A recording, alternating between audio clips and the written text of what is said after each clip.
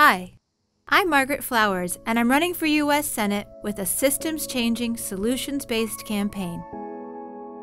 As the youngest of 5 kids in a single-parent home, it was always my dream to build a career that would make life easier for others than it was for my family.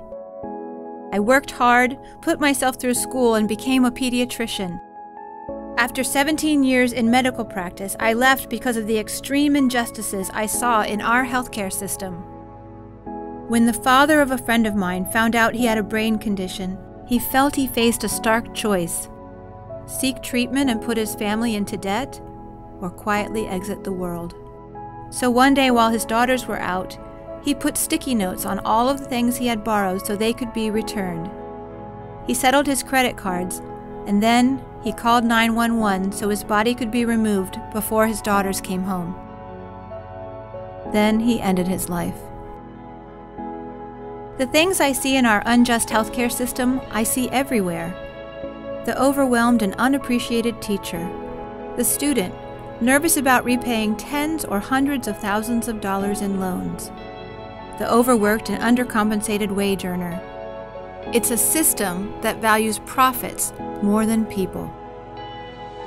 I worked with members of Congress to put a national Medicare for all healthcare system on the table. But even with Democrats in the House, the Senate, and the White House, it was off the table.